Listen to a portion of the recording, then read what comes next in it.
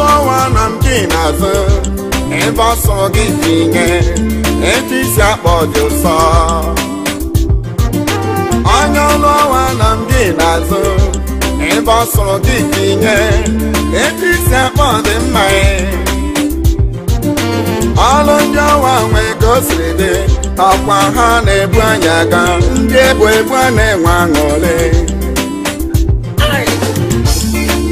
Etu ife siri dị ka ọwa jiri bịa ka e wee nyere ụwa aka. Etu ilo siri dị ka ọkada jiri bịa ka e wee nyere ụwa aka. Ụfọdụ na ndị ọwa nwelụ ka ha si eme agba ma na agba mgarị, ụfọdụ na-enye nsogbu. Ụfọdụ na ndị ọwa na-aṅụ sịga, ụfọdụ na-aṅụcha m igbo, ma ndị na-aṅụ ụka. Abụ onye na-aba o si n'ife ọ na-eri, onye ma nke iri. Etu onye si eme o si n'ife ọ na-aṅụ, anyị ma nke ị na-aṅụ. Onye ọrụ ọnwa were ya nwayọ, ọkwa ndụ gị ka a na-azụ, okporo ka a na-eto. Onye ọrụ ọnwa were ya nwayọ, ọkwa ndụ gị ka a na-azụ, okporo ka a na-eto. Ama ndụ uche gị ọ dị ya. Ndị a na-agwọ na-anụ, ndị a na-akpọ ya azụ, ndị a na-eche ya abịa. Ama ndụ uche gị ọ dị ya. Ndị a na-agwọ na-anụ, ndị a na-eche ya abịa, ndị a na-akpọ ya azụ. Ama ndụ uche gị ọ dị ya.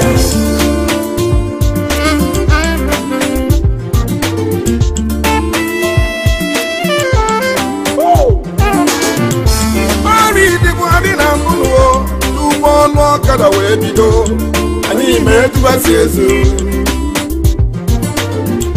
Ori Igbo adị na mbụ tupu ọlụ ọwa pụta, anyị mee tubasi ezu. Ụfọdụ na ndị ori ji bairo ezu, bairo emechigolu bairo, ma ndị ji moto ezu, mana ndị bụ n'ọgba.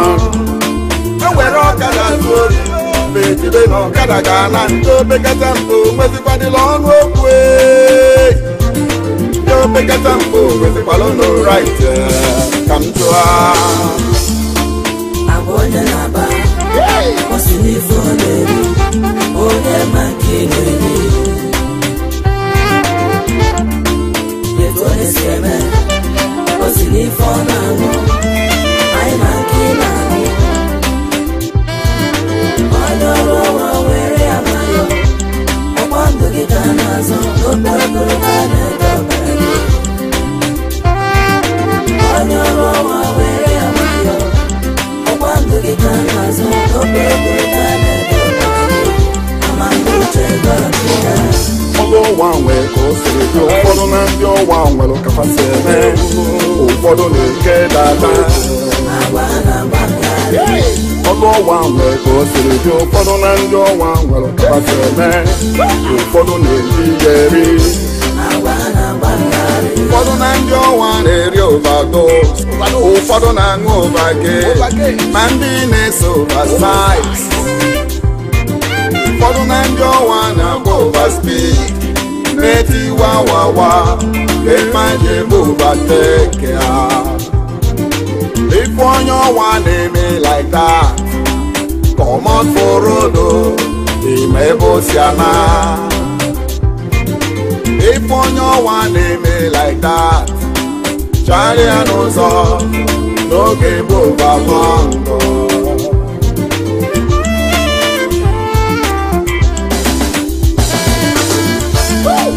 Abụ onye na-aba o si n'ife ọ na-eri, onye ma nke ị na-eri. Etu onye si eme o si n'ife ọ na-aṅụ, anyị ma nke ị na-aṅụ. Onye ọrụ ọnwa were ya nwayọ, ọkwa ndụ gị ka a na-azụ, okporo ka a na-eto ọbara gị. Onye ọrụ ọnwa were ya nwayọ, ọkwa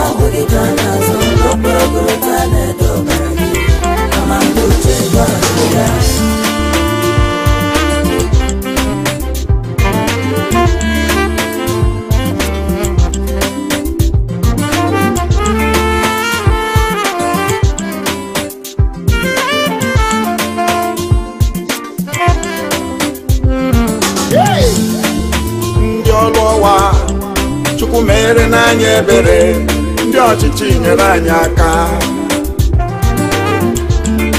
Amazimetụ a ga-esi mee ka anyị wee yọba ndị uwe ojii.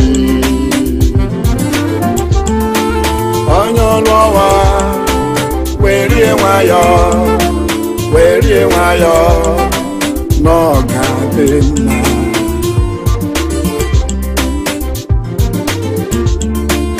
Abụkene sịga kaikai n'Igbo, o nwere ife ọ na-enye, o nwere ife ọ na-alụ, o nwere ọkwa ife ọ na-enye. Ebe a na-ekwu maka ndụ gị, ị na-anya wawawa, ị chọrọ ka anyị nwụọ. Agwa onye na-aba, ọ sị n'ife ọ na-eri, onye ma nke ị na-eri. Etu onye si eme, ọ sị n'ife ọ na-aṅụ, anyị ma nke ị na-aṅụ. Onye ọrụ ọwa were ya nwayọọ, ọkwa ndụ gị ka a na-azọ, okporokporo ka a na-ede ọbara gị. Onye ọrụ ọwa were ya nwayọọ, ọkwa ndụ gị ka a na-azọ, okporokporo ka a na-ede ọbara gị. Ama ndụ uche ego adịghị. Onye ọrụ ọwa were kene nwayọọ, Ama ndụ uche ego were ya nwayọọ, nwanne m were ya nwayọọ. Ama ndụ uche ego adịghị. Ama ndụ uche ego adịghị. Ama ndụ uche ego adịghị.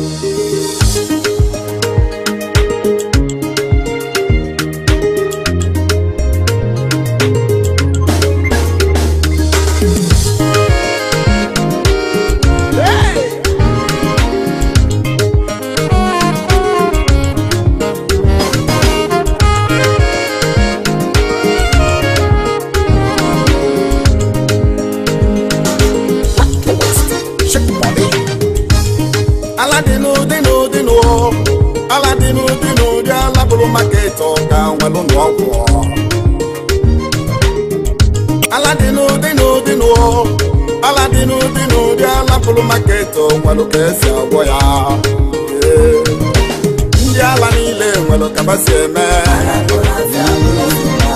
ndị ala niile mara ebe fa, ndị ala niile si ofe ụzọ aga.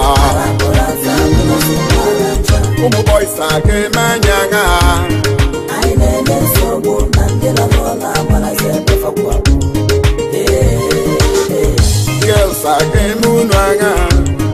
Unu na-enye nsogbu na ndị nọ n'ụlọ agbarazi ebe fakwa.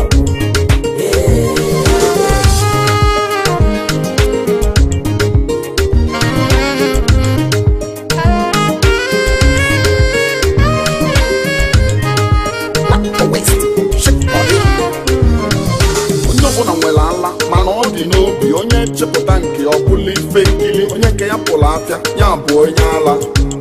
Ọ bụ ya bụ onye ala. Ala na-ekwu okwu ya dị n'ụdị n'ụdị. Enwere ala ndị Igbo, nwekwa nke kaikai, enwere ala slippers, nwekwa nke balloon. Ụdị ijiri pụta anya ka ụwa ga-ekiri. Kedu ụdị nke gị nwanne, kedu ụdị nke gị? Ụfọdụ boys na-agbazi ọtọ n'ilo, fa n'ime ngala na-abọ ike fasị n'ọbụ gị. Ndị abụ obi a na-apụ ala nke fa, ọchọ pasenja n'ụdị ala nke ya. Ndị ọsọ afịa n'ụdị ala nke fa, ndị na-eti egwu nọ n'ala nke fa. Ife a na-achọ bụ ife afọ ga-eri nwanne. Ụfọdụ ụmụ nwanyị na-eghebezi obi oghe, a na-achịgharị ala etufasi ma ọ bụ ụdị onye ga-ekwu. Ife a na-eme ọ bụ ụdị onye ga-ajụ. Ka m chụọ ala ga-enye mgbe tinye m ịnyanga, ala ga-enye mgbe tinye m ajịkọ, ala ga-enye mgbe tinye agbụgbụ ụsọ, ala ga-enye nwe tinye mebe ala ga-enye nwe tinye megada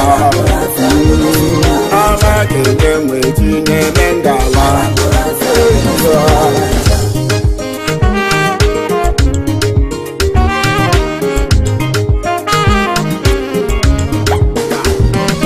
ala ga-enye nwe tinye minyanga ala ga-enye nwe tinye majikọ ala ga-enye nwe tinye abụbụsọ ala ga-enye nwe tinye mebebi ala ga-enye nwe tinye megada ala ga-enye nwe tinye mengala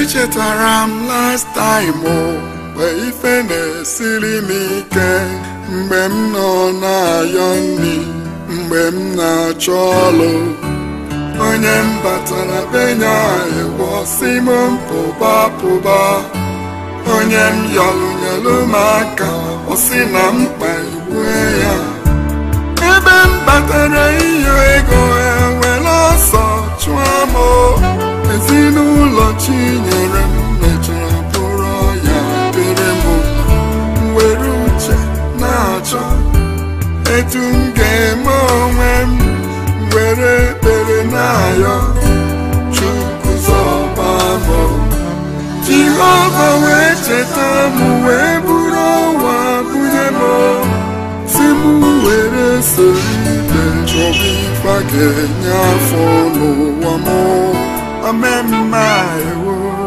nna ndị awa chai ewo Chineke ndị awa do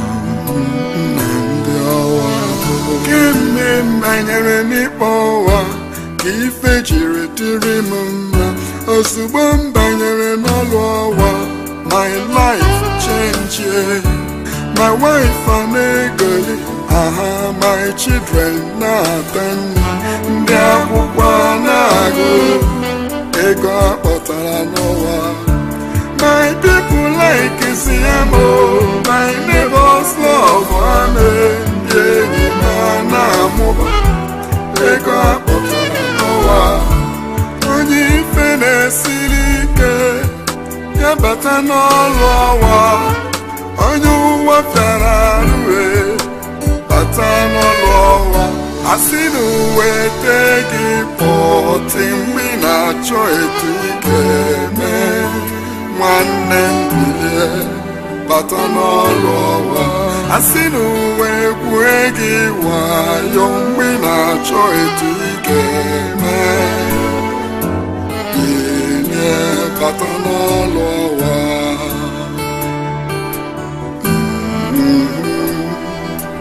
ewo nna ndị ọwa do ebube mbekumbe m Jehova Jaire onye na-eme mma nna ndị ọwa ọkwa gị bunyere m ọwa si m kpọrọ gaba onye na-eme mgbọfere arụ ezi ndị ọwa do ebube mbekumbe m Jehova Jaire onye na-eme mma nna ndị ọwa ọkwa gị bunyere m ọwa si m kpọrọ gaba onye na-eme mgbọfere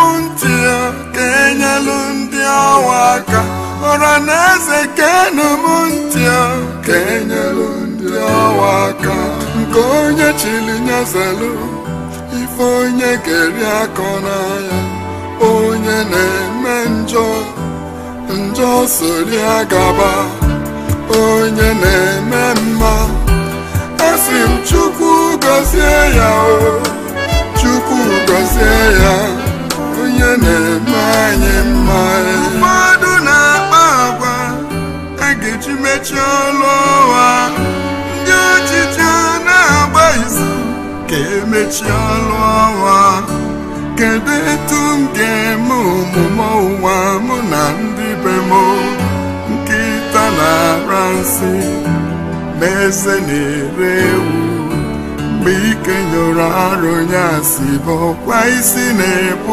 ọkpọ Mere anyị ebere ka ife wee dịrị anyị mma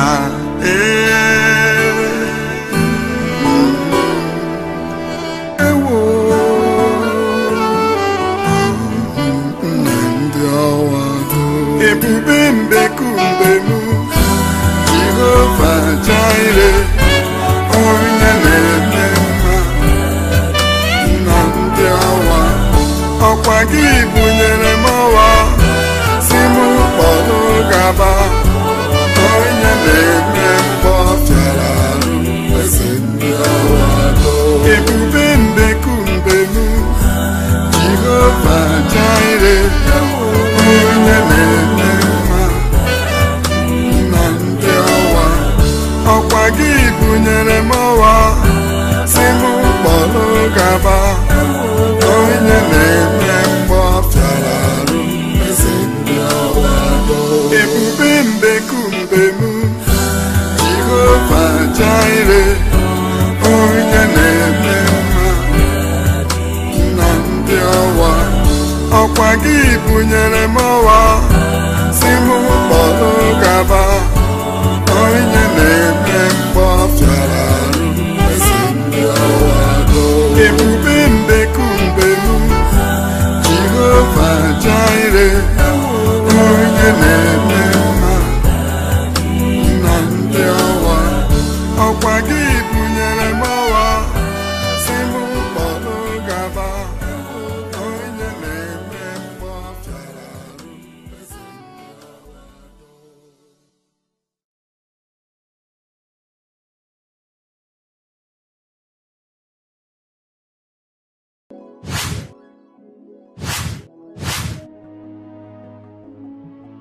My names are Mr. Chike Azoro, popularly known as Method Creative Works Limited. Of course, that's the company I'm managing.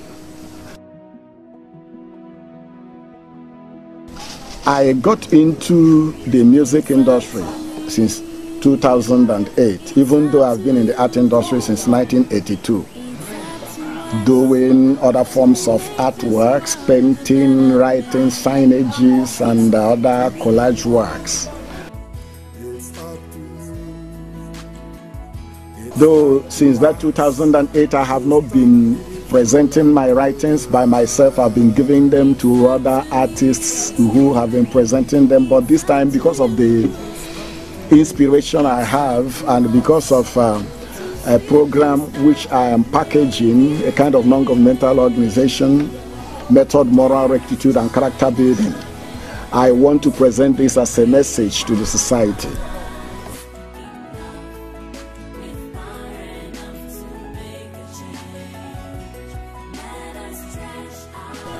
These songs like Allah is coming in two ways. Allah in English language is madness, and then it has a double meaning which goes to talk about the two boobs in the ladies, on the ladies' chests. So it's just about behavior. We won't touch the behaviors of people, correct some anomalies in the system that is in our society today. So some attitudes that are not so clean when they are portrayed in the streets, we try to touch them that way. So When some boys pull down their trousers, lose their belts and pull their trousers down, showing their pants, we think that is madness. It is a kind of madness. When ladies open their breasts and then brandish it even in the markets, I think that is madness. It's a kind of madness. So we try to present these things and sound it to the ears of people so that we see whether that can bring some kind of change in the system so we can have a cleaner society. And then the other one is the Olu Uwa. Olu Uwa is talking about the motorcycle transport service. In the business, you see many states in Nigeria has banned the motorcycle transport service in their communities.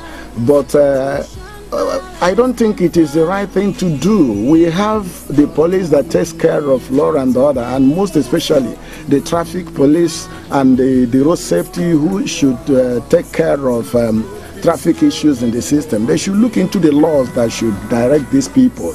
But instead of looking into the laws and directing them and then contravening anyone that goes wrong, they are rather stopping such line of service that has employed many people when we are talking about lack of employment in the system. So we think if we shout out to the ears of all the people, the government and every other person will hear and see the reason that that line of business should be encouraged rather.